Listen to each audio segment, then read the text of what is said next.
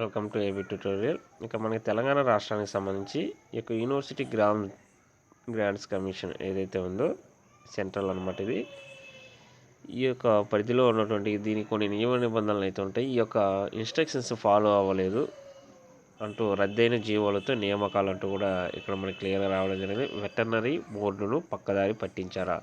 ఇక తెలంగాణ రాష్ట్రానికి సంబంధించి అనమాట. ఇది ప్రధానంగా స్వరాష్ట్ర అభ్యర్థులను కాదని ఆంధ్రప్రదేశ్ వారితో భర్తీ, ఎస్టీ మహిళల పోస్టులను ఎస్టీ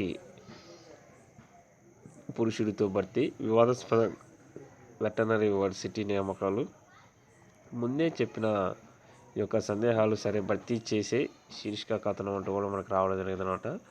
ఇక్కడ వచ్చేవారికి ప్రధానంగా 2018లో ఇచ్చిన ఆల్ ఇండియా నోటిఫికేషన్ కావడంతో ఏపీ వారికి అవకాశం ఇచ్చినట్టు యూనివర్సిటీ వర్గాలు అయితే పేర్కొన్నాయి. అయితే యూనివర్సిటీలో ఉన్న భాగాల్లో అర్హత కలిగిన అభ్యర్థులు లేని సమయంలో ఇతర ప్రాంతాల వరకు అవకాశం ఇవ్వాలని నిబంధనలు సూచిస్తున్నాయని రాష్ట్రంలోని అర్హత కలిగిన అభ్యర్థులు ఇక్కడైతే చెప్పడం జరిగిందనమాట.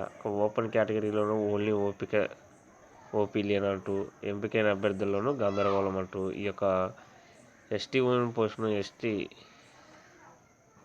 మెన్తో భర్తీ అంటూ కూడా, అంటే రిజర్వేషన్ కూడా కరెక్ట్గా ఇక్కడ ఫాలో అవ్వలేదు అంటూ కూడా మనకి రావడం జరిగిందనమాట. ఈ రకరకాల సందేహాలు అయితే ఇక్కడ క్లియర్గా ఉన్నాయంటూ ఈ యొక్క P V Narasimha Rao veterinary university associate assistant professor పోస్టులకు సంబంధించి ఇక్కడ భర్తీలో అసలు ఏం జరుగుతుంది అంటూ మనకి అప్డేట్స్ అయితే రావడం జరిగిందనమాట.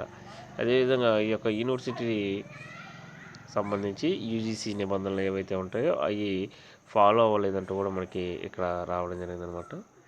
ఇక దీనికి సంబంధించి నోటిఫికేషన్ సంబంధించి అప్డేట్స్ కూడా ఇక్కడ రావడం జరిగింది.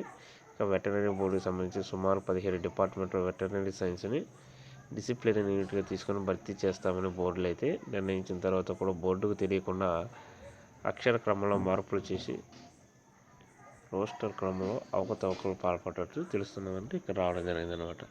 సో ఇవి ఈరోజు తెలంగాణ రాష్ట్రానికి సంబంధించిన అప్డేట్స్ అనమాట. ఇలాంటి మరిన్ని అప్డేట్స్ కోసం ఈ యొక్క ఛానల్ లైక్ చేయండి, షేర్ చేయండి, సబ్స్క్రైబ్ చేయండి. Thank you.